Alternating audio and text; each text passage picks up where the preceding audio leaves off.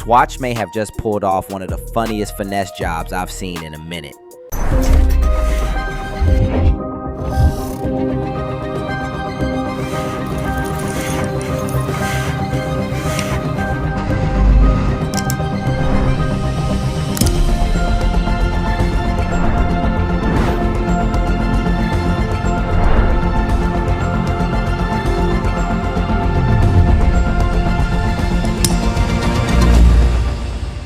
Because somehow in the year 2026, after AI, dating apps, sports betting, nicotine pouches, and dudes paying $18 for a chopped cheese in Manhattan, we are now discussing whether a pocket watch is fire.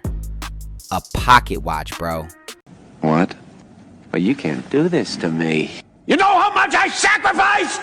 Like I'm supposed to pull up to the function looking like I manage a railroad company in 1894. And the sick part is, I kinda get it. That's what makes this whole thing so evil. Because when I first saw the Audemars Piguet x Swatch Royal Pop, my immediate reaction was, this is stupid. Then 5 seconds later, I was like, wait, the white one is kinda clean. And that right there is how they get you.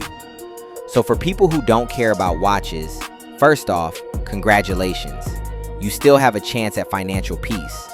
But basically, Audemars Piguet makes the Royal Oak, which is one of those watches that finance guys, rappers, crypto goblins, and dudes named Sebastian all lose their minds over. It's expensive, it's iconic, it has that octagon bezel. It says, I either made it, inherited it, or I'm about to be investigated. Then Swatch comes in, the same company that did the Moon Swatch, and everybody thinks, oh, here we go, cheap Royal Oak. Plastic AP, the broke boy grail. And instead, they reveal a pocket watch. Not even a normal watch, a lanyard watch, a clip watch, a let me check the time like I'm late for a dual watch. And honestly, I respect the audacity.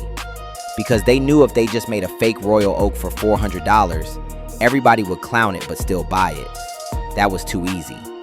So they made something weirder, something that makes you argue with yourself. That's real marketing. The ugly truth is this watch is not really about telling time. Nothing in hype culture is about the thing itself anymore. Sneakers are not about walking. Cars are not about driving. Watches are not about knowing it's 3:47. It's about identity. It's about being able to signal, I know what this is. And that's where brands have us by the throat. Because a normal person sees this thing and goes, why is that grown man wearing a clock necklace?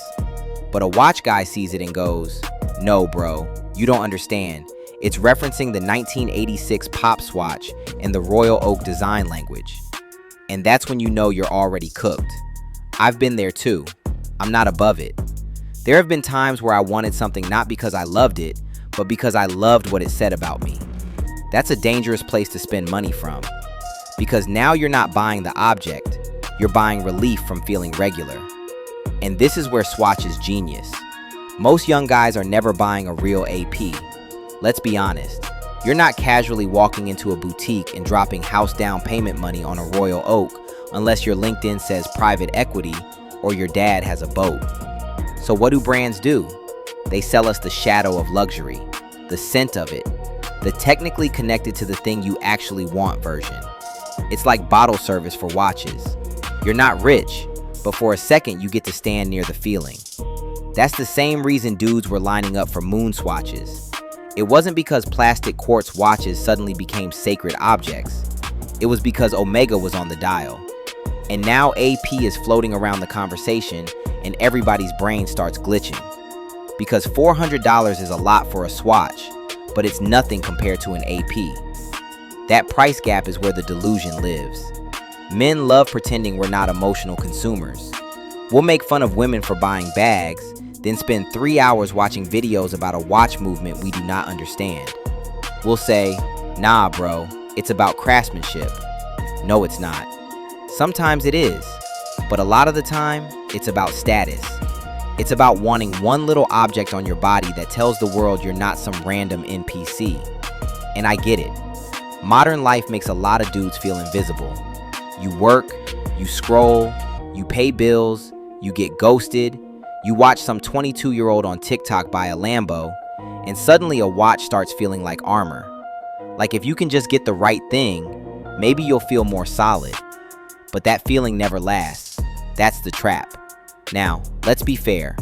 The pocket watch angle is hilarious, but it's also the only reason this is interesting. If Swatch made a normal Royal Oak copy, it would be predictable. This is at least weird enough to have a soul. And I do think weird is better than safe. But I also know how this goes. Some guy is gonna buy this, wear it once, realize he looks like a steampunk substitute teacher, and then it's going straight into the drawer next to the cologne box. So did Swatch fool us? Kind of. The watch is funny. The pocket watch is ridiculous. Tell me what y'all think. Comment and sub to the Rat Family. Woo! I'm out.